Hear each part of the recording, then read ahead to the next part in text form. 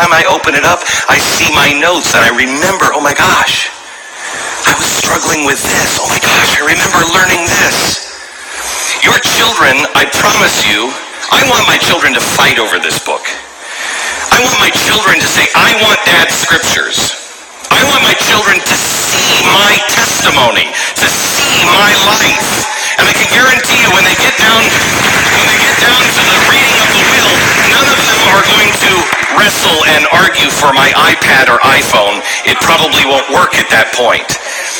This is who you are. This is a map of your life.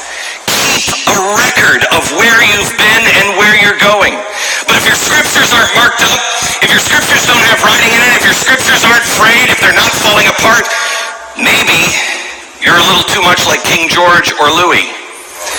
This is the pathway. The only way to save ourselves is through these words. Only God can save us at this point. And we are a nation that is a Judeo-Christian nation, period.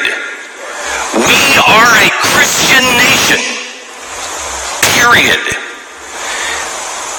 We have lost our way. We have to find our way back.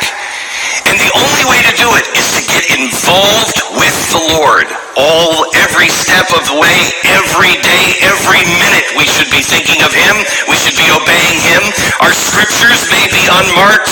This particular copy of the scriptures, this was in the British Museum about 2 decades before we were even a country. This is an original Tinsdale Bible. This, if you look, this has been marked up. These scriptures were actually used. And you have to understand, at this time, books, anything printed, were so valuable. The last thing you would do would be mark them up. But because this owner of this particular book believed in them so deeply, it was owned by a Puritan, which was, by the way, a slam at the time. Oh, you're so pure. You're a Puritan. It was owned by a Puritan. Every time there's a picture of Christ, they have blotted out his face. Make no graven image. These people, I can tell you who they are just by opening up the scriptures. But this book was a death sentence if you had it. If you had 1 page of this book, it was a death sentence. Why? Because the king said you will not read the scriptures, you will not read the word of the Lord in your own tongue, you will go to the priest. That's not right. We know that now. They didn't back then.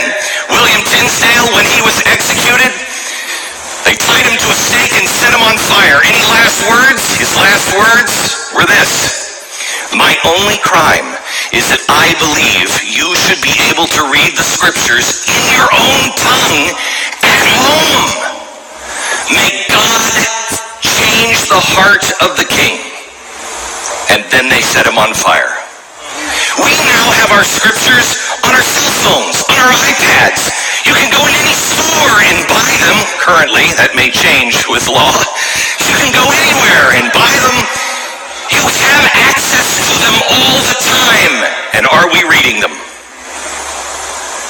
People died for this message. And we just think that it will always be this way.